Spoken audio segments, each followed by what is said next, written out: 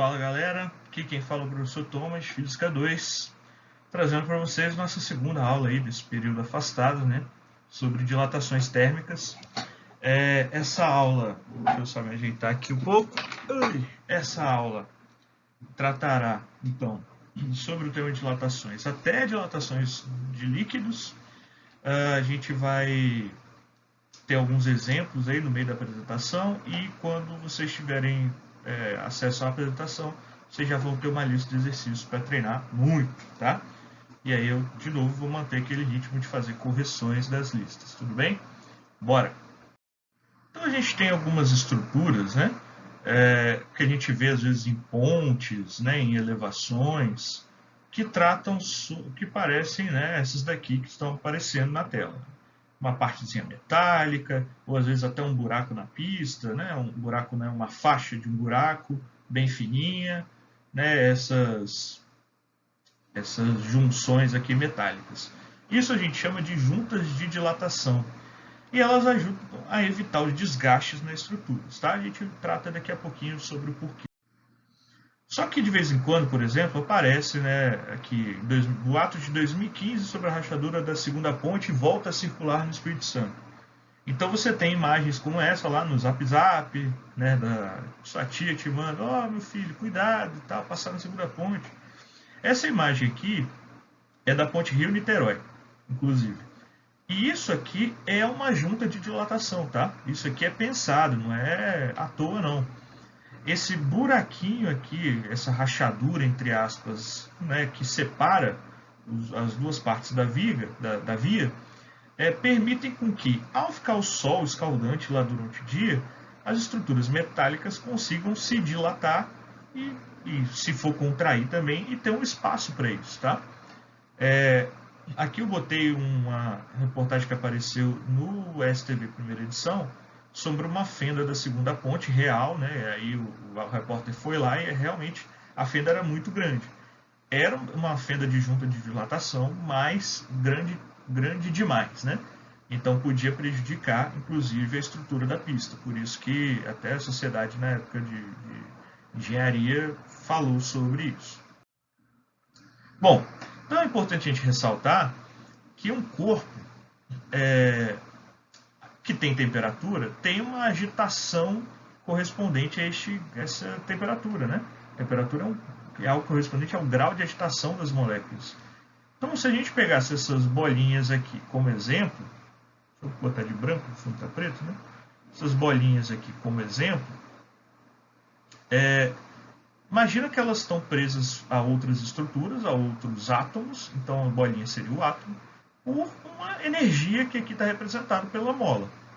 E aí ela começa a ter mais temperatura, ter mais energia, começa a vibrar mais. Vibrar.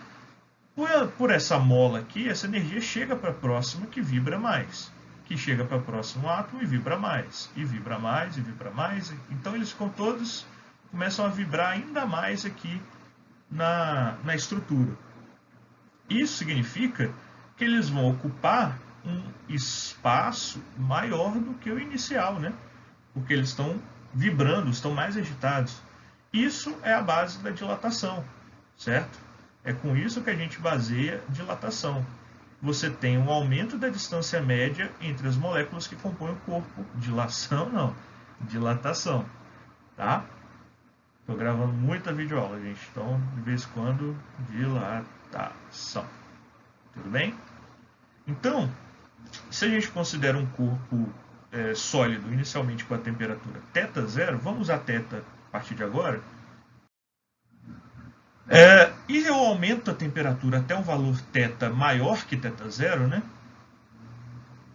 A gente vai ter uma maior agitação das moléculas e, consequentemente, essa distância média entre elas vai aumentar e a gente vai ter uma dilatação térmica.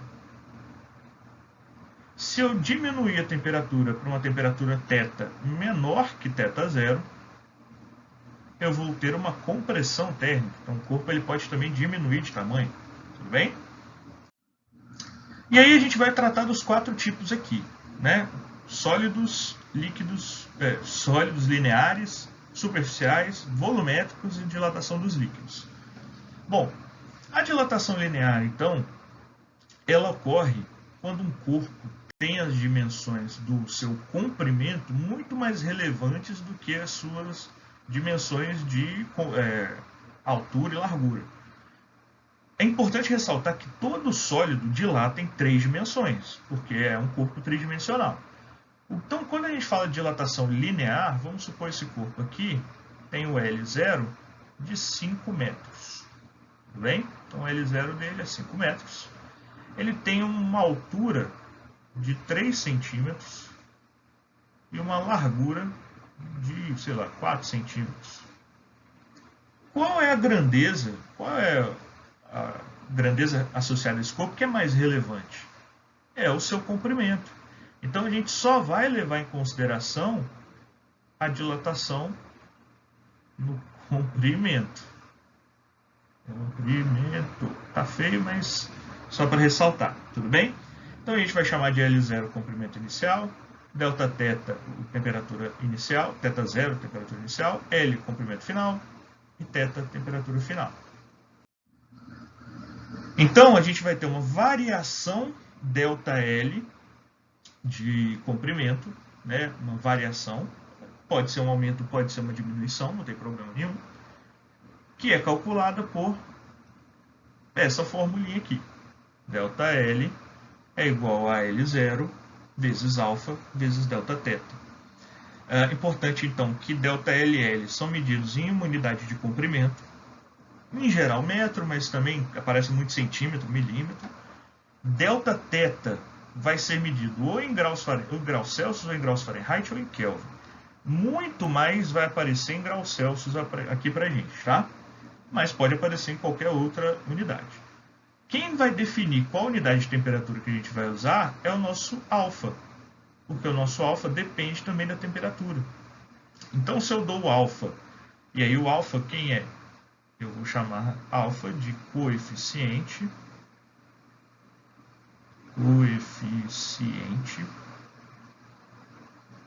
de dilatação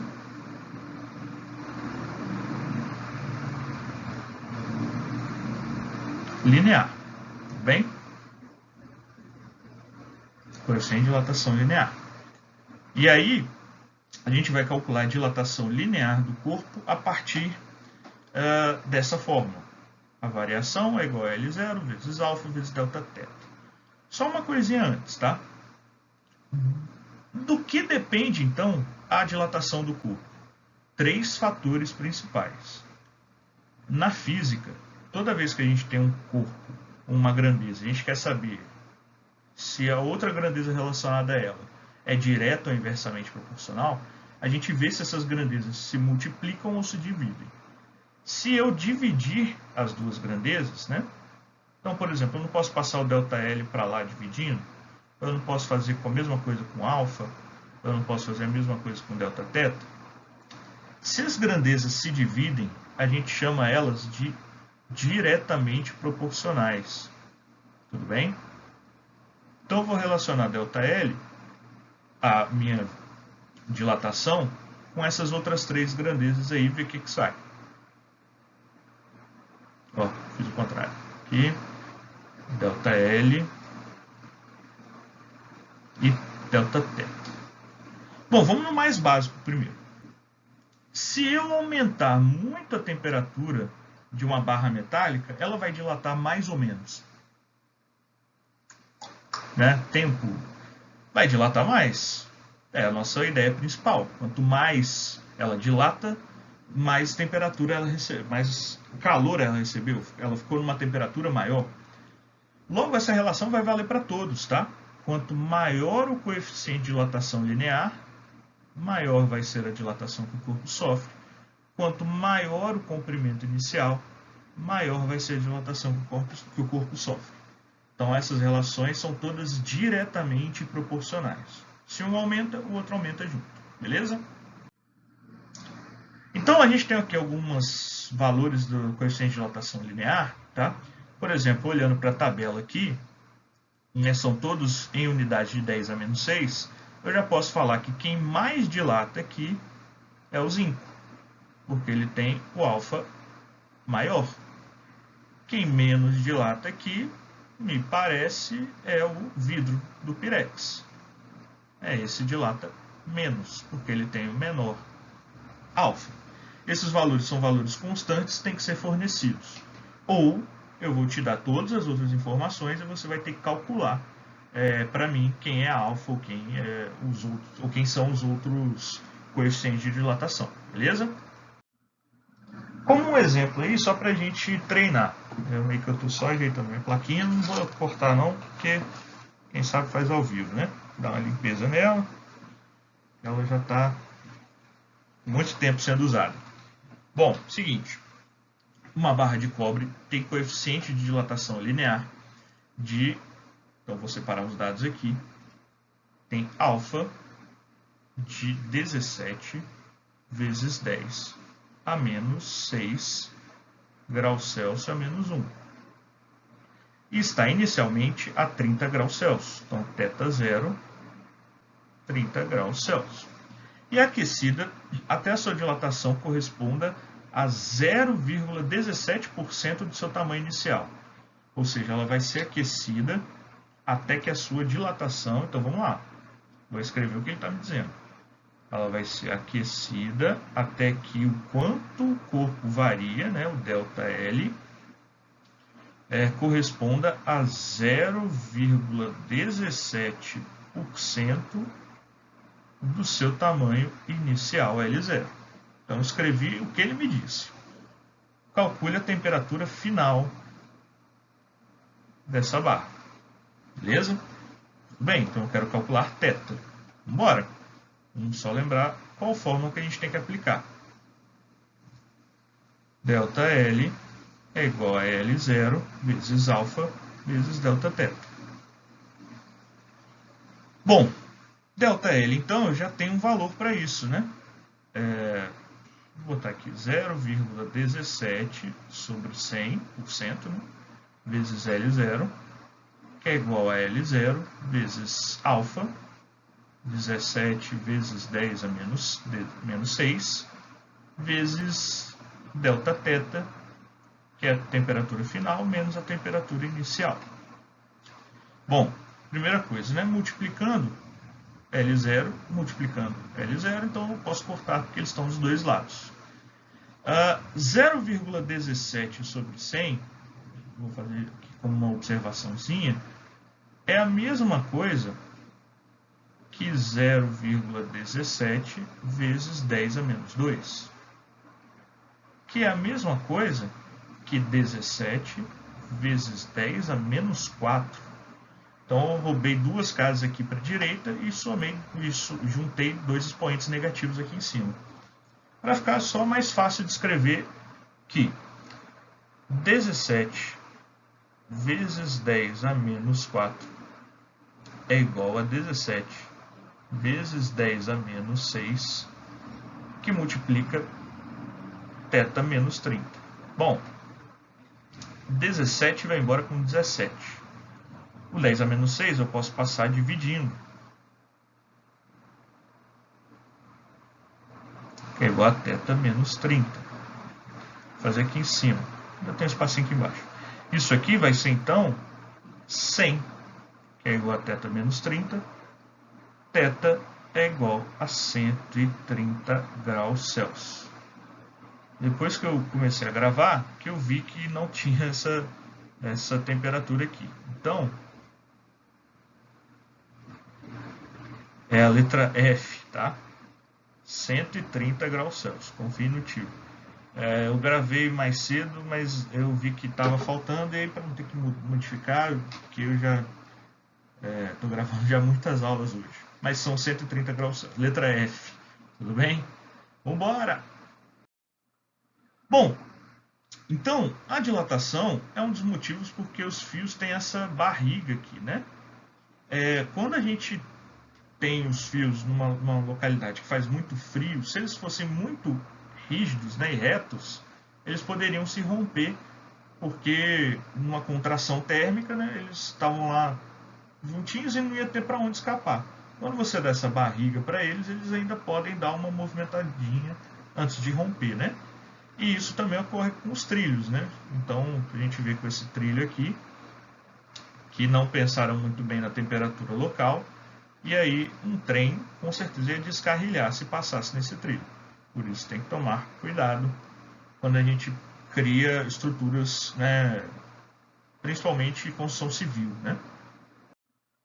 Bom, e agora fica meio repetitivo, tá? Porque as fórmulas são bem parecidas e o jeito de usá-las também. A dilatação superficial dos sólidos, então, ela ocorre nas duas dimensões do corpo, né, no comprimento e numa largura. Lembrando, ocorre sempre nas três, mas a gente só vai levar em consideração essas duas. Então, A0 ou S pode aparecer também, tá? É a área inicial, θ0, temperatura inicial, A, área final, θ, temperatura final, e ΔA é acréscimo de área ou decréscimo, tá? É acréscimo, dilatação, variação, melhor. E pode ser uma contração, né? Então, variação de área. Tudo bem? Fica mais claro. E a gente calcula essa variação como a área inicial vezes beta vezes ΔT. Beta é o nosso coeficiente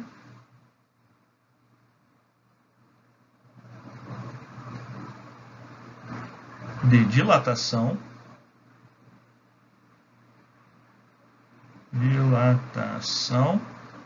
superficial, certo? E ele é 2 vezes o alfa. Então, se beta é 2 vezes alfa, a gente pode, né, simplesmente aplicar direto. Cuidado que em muitas questões ele vai te fornecer o coeficiente de dilatação linear, mesmo que você tenha que usar beta. E aí você tem que lembrar dessa relaçãozinha dos dois aqui. Beleza? Então, esse aqui é a minha fórmula, essa minha fórmula de dilatação superficial. Vamos treinar um exemplozinho. Uma placa de alumínio, um coeficiente de dilatação linear, olha aí, ó, ele me deu o alfa. Então, alfa, que é 2 vezes 10 a menos 5 graus Celsius a menos 1, com uma, vou pegar o azul, com uma área, né, de 2,4 metros quadrados, mas então essa é a área inicial.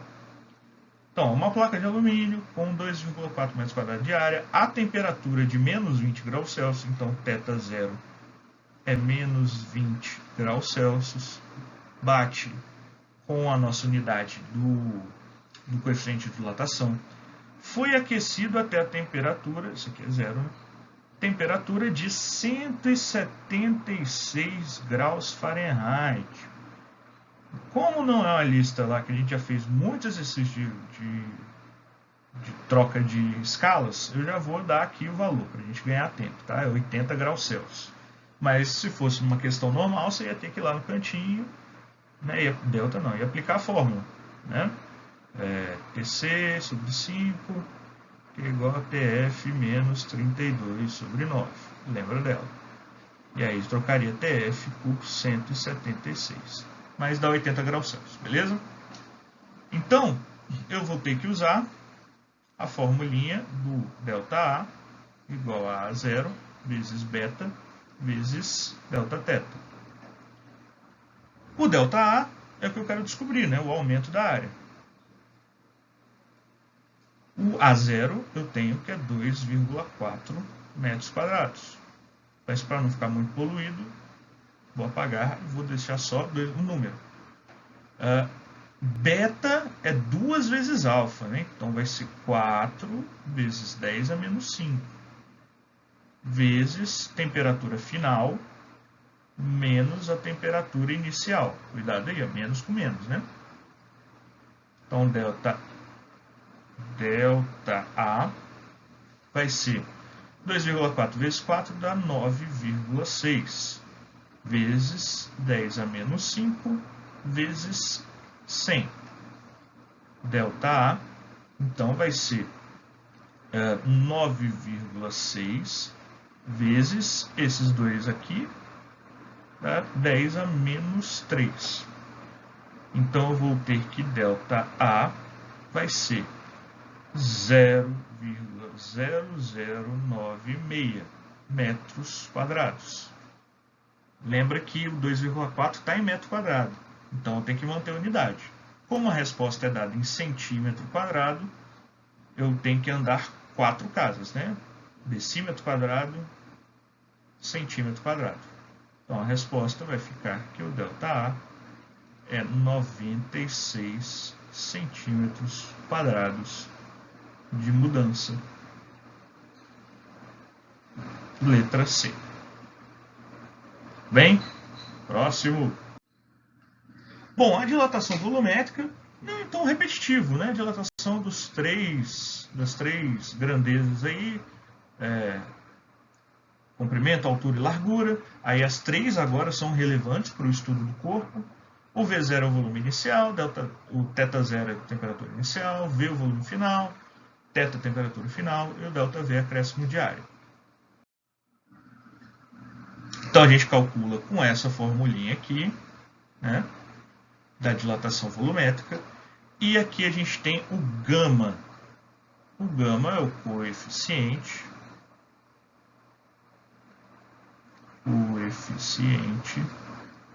de dilatação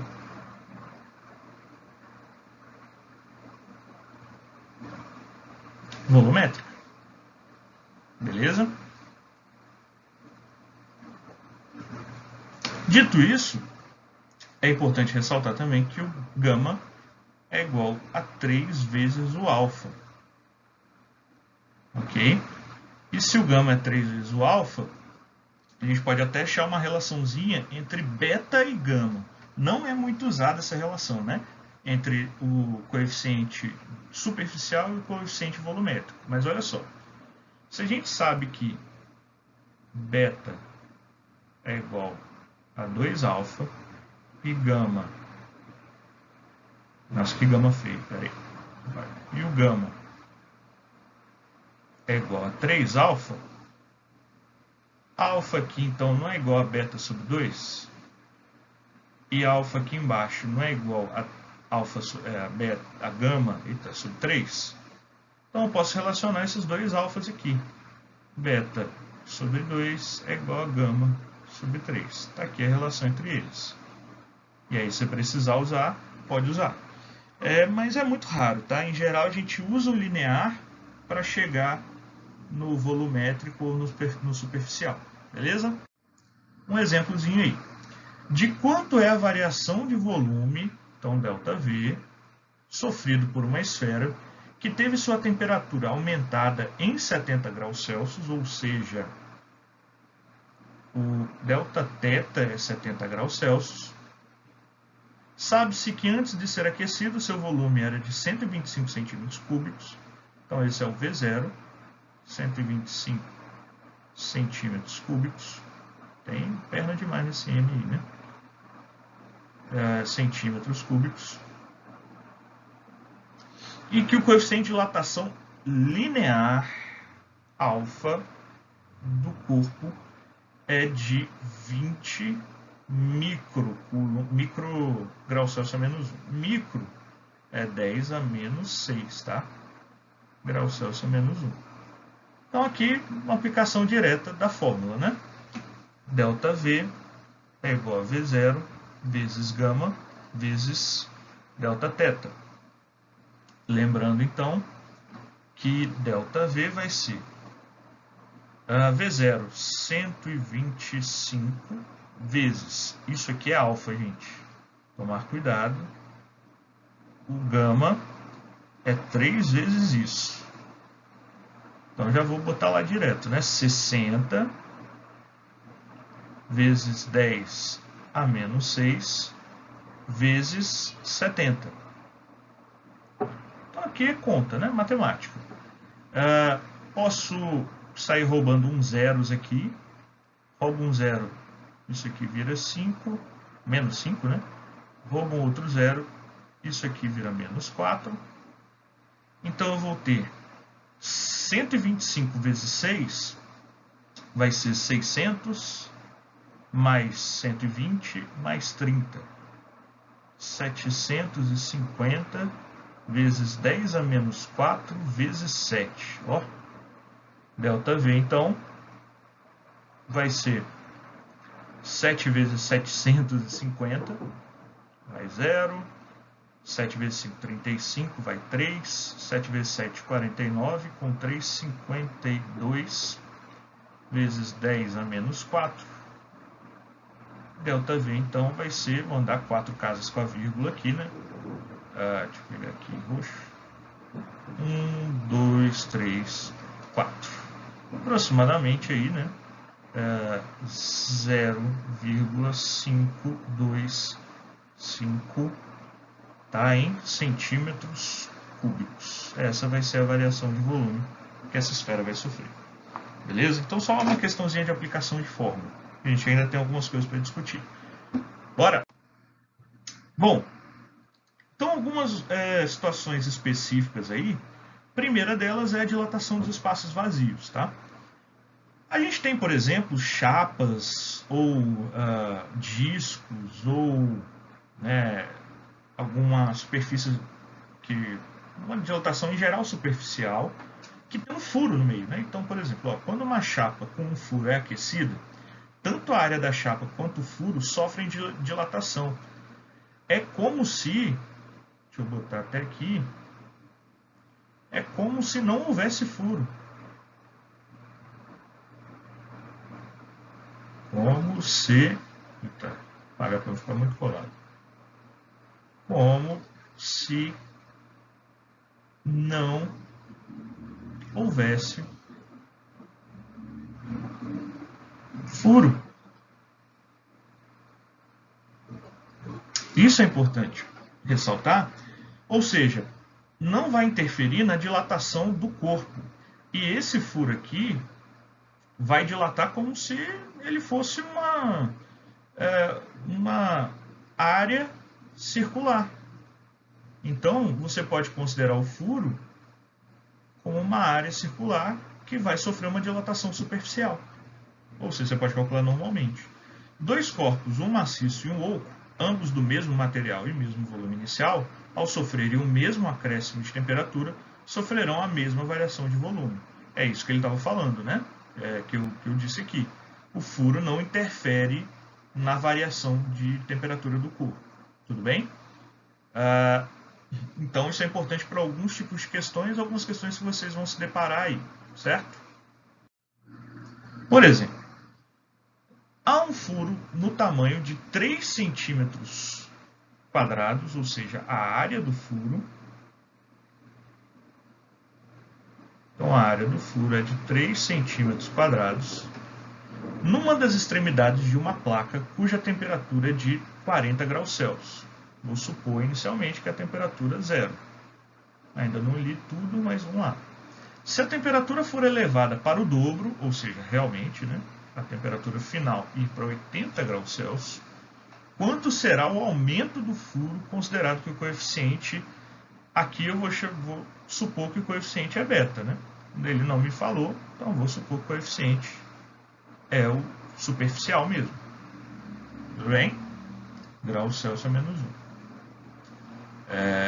Bom, então se eu quero aumentar meu furo, o que eu preciso fazer? Eu preciso aumentar a temperatura dele e eu posso usar realmente só uma fórmula de variação diária. O A0 vezes beta vezes delta θ. Então, delta A, quanto que vai variar? O furo vai ser A0, 3, vezes beta, 12, vezes 10 a menos 6, vezes a variação de temperatura, que é 40 graus, né? 80 menos 40. Então, delta A vai ser, deixa eu ver qual que é a melhor forma aqui, vai ser 120 vezes 12 vezes 10 a menos 6. Então, de novo, rouba um zero, isso aqui vira menos 5.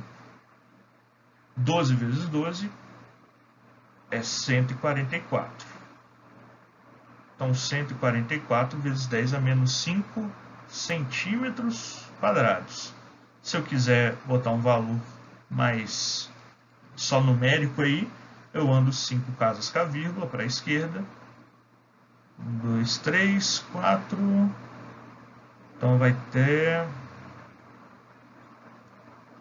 1, 2, 3, 4. Mais um zero aqui, né? 0,00 centímetros quadrados, ou seja, uma variação muito pequenininha. Beleza? Tranquilo? Então, o furo aumenta como se ele fosse uma superfície normal. Tranquilo? Uma outra aplicação aí são as lâminas bimetálicas, né? Elas são usadas em alguns aquecedores como um termostato, como uma forma de você não superaquecer seu material. Então, deixa eu mudar para o ponteiro aqui. Ponteiro, laser. Então, olha só, a corrente elétrica sai, passa pelo contato elétrico, chega até o aquecimento e aí fica aquecendo essa região.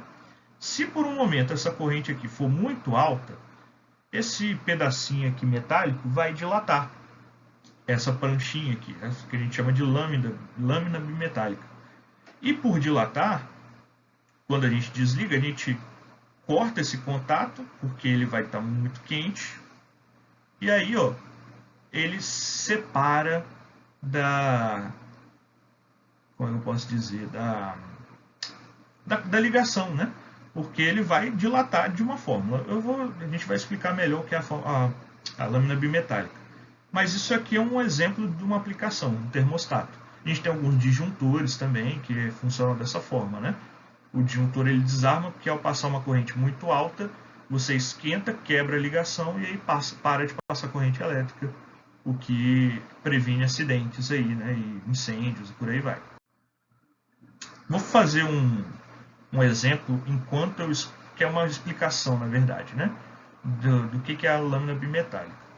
Os componentes de uma lâmina bimetálica são o aço e o zinco. Os coeficientes de dilatação linear desses metais são, respectivamente, 1,2 vezes 10 a menos 5 e 2,6 vezes 10 a menos 5. Em uma determinada temperatura, a lâmina apresenta-se retilínea. Quando aquecida ou resfriada, ela apresenta uma curvatura. Explique o porquê. Bom, vou botar aqui, por exemplo, na temperatura ambiente. Nossa, essa letra ficou feia. Vamos botar o seguinte, vou escrever. O vermelho vai ser o zinco, aqui em cima, tá? Então o zinco é vermelho e o verde vai ser o aço. Ok? Então o aço é verde e o zinco é vermelho. Primeiramente, olhando o coeficiente de dilatação dos dois. Um é 1,2 vezes 10 a menos 5 e outro é 2,6 vezes 10 a menos 5. Quem dilata mais? O zinco. O zinco dilata mais do que o aço, certo? Então, uma lâmina bimetálica é o seguinte, vou botar aqui deitado. Na temperatura ambiente, vamos supor que eu tenho então um pedacinho da folha aqui de aço e um pedacinho da folha de zinco colados aqui, certo? Uma lâmina bimetálica é uma lâmina que tem dois metais. Desenhar assim também não vai ser tão bom, tá? Mas eles estão um ao lado do outro aqui, sem problema, certo? E aí, eu quero, na temperatura ambiente, eu estou vendo que eles estão retos, né? Quando eu aqueço o ambiente, ou aqueço eles, né, essa lâmina, o que vai acontecer? Então, lembrando, o zinco dilata mais. Se o zinco dilata mais, ele vai tomar controle da situação e vai tentar passar por cima da folha de aço. A folha de aço vai estar por baixo aqui e vai acompanhar a dilatação do zinco. Vou fazer mais separado para não ficar muito bagunçado ali, tá? Ou seja, o zinco é que vai controlar, porque ele que dilata mais, para onde vai curvar a folha. Se o zinco estivesse embaixo, ia curvar para cima. Tudo bem? Vou fazer um outro exemplo aqui. Se o zinco está por baixo da folha, ele ia curvar para cima e o aço ia acompanhar. Tá? A representação meio feia, na próxima imagem tem uma mais bonitinha. Se eu esfrio o ambiente, ou resfrio o ambiente,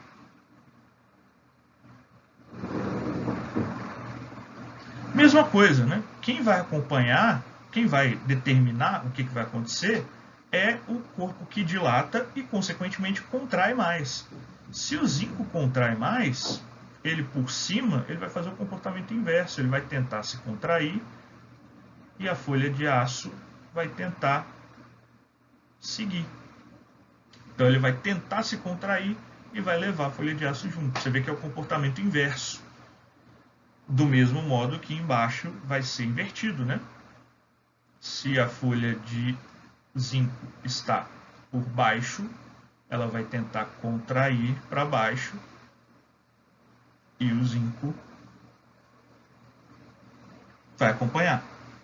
Então é assim que funciona uma lâmina bimetálica, com essas lâminas aí se dobrando. Tem experimentos na internet, se você pegar uma folha de alumínio, com papel, uma folha branca de papel, botar um assim do lado do outro, grudado, né, colar, e aí você pega um isqueiro ou um fósforo, acende e bota a folha com alumínio próximo do fósforo. Como o alumínio dilata mais do que o papel, você vai ter uma relação, dependendo de onde está, né, se o alumínio está mais perto do fogo, você vai ter uma relação tipo essa daqui. Eles vão se dobrar. Tá? Eu trago um vídeo um outro dia aí, porque senão vai ficar muito extenso nossa aula. Tudo bem? Vocês não aguentam aí uma hora minha falando. Beleza? Bora.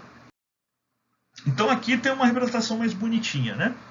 Então eu tenho o roxo aqui, o alfa 1, o amarelo, o alfa 2, né? Coeficientes. Se o alfa 1 é maior que o alfa 2, ou seja, o roxo dilata mais do que o amarelo, quando eu aqueço, o roxo vai determinar o que vai acontecer. Então, ele que está fazendo a dilatação acontecer. E o amarelo só vai seguir. Num resfriamento, o roxo vai resfriar mais do que o amarelo, vai contrair mais do que o amarelo. Então, o amarelo vai ficar por fora, assim, entre aspas, tá?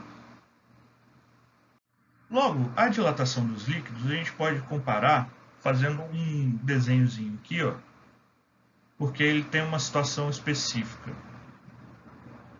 Então eu tenho um recipiente que tem um biquinho aqui para baixo, tá?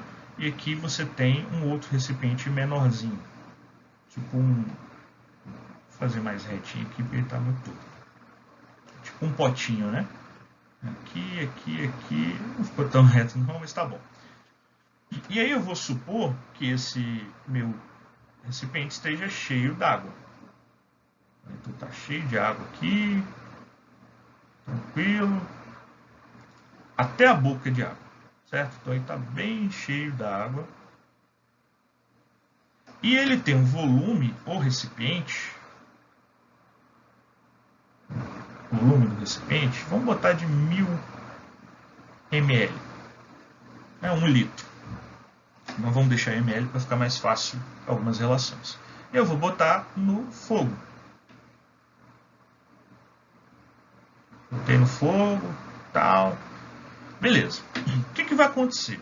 O líquido vai dilatar, vai começar a transbordar aqui, né? E aí algumas gotinhas de água nesse biquinho vão começar a cair e encher o meu recipiente, que tem um volume de, vamos botar 7 ml. Tá? Então cabe pouquinha água ali. Quando eu termino o aquecimento, eu vou lá, né, e desligo o fogo. Desliguei o fogo.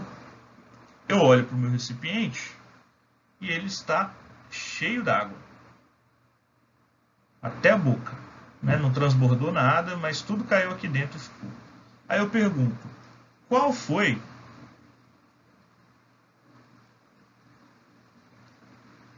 dilatação sofrida pela água? Essa é a minha pergunta. E dou alguns segundinhos para pensar. Bom, já pensou demais. Se a gente pensar o seguinte, olhando, aparentemente, então vou até dar o nome de volume, até dar uma afastada aqui, de volume aparente, né? Aparentemente, dilatou 7 ml. É isso que a água dilatou. O problema é que as aparências enganam. Por quê? Se a gente pensa o seguinte, inicialmente tinha 1000 ml de água dentro do líquido, do vidro, do recipiente qualquer. Verdade, tinha 1000 ml. Quando eu botei no fogo, a água dilatou e saiu aqui do recipiente, caiu no potinho. Só que alguém também dilatou. Quem? O recipiente também dilata. Essa aqui é o volume inicial dele. O recipiente, por exemplo, pode ter dilatado, volume dilatado, sei lá, até 1003 ml, por exemplo. E aí, a dilatação real da água, o ΔV real da água, vai ser o quanto houve de dilatação do meu recipiente, ou seja, quanto que dilatou meu recipiente? 3 ml. Então, recipiente mais o que caiu de água para fora, que a gente vai chamar de variação de volume aparente, é o que aparentemente dilatou. Aparente.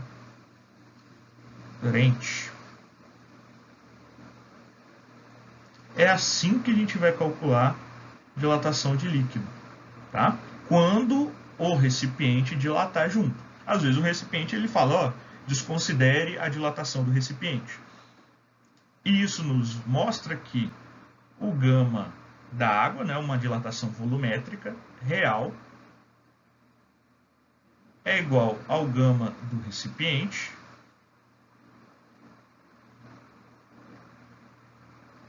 mais o gama aparente. Né? O coeficiente de dilatação também entra nessa relação. Ok? Beleza. Então, aqui é mais uma demonstração disso, um desenho mais bonitinho, mas eu quis ir falando o passo a passo para vocês, que eu acho que faz mais sentido. E a gente chega nessa relaçãozinha aqui. Então, o volume de líquido é igual ao volume do recipiente, variação de volume do recipiente, mais a variação de volume aparente.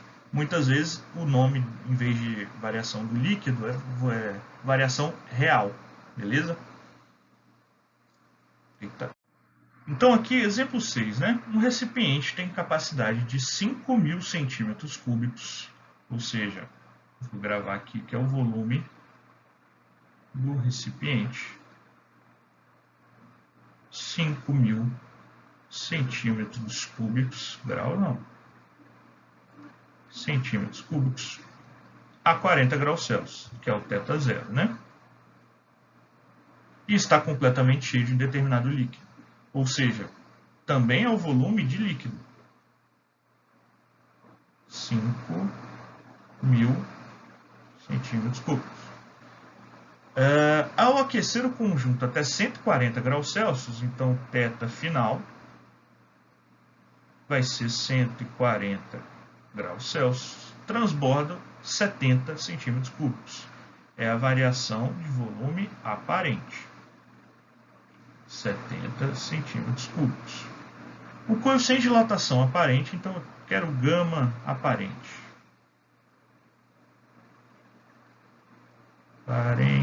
Beleza?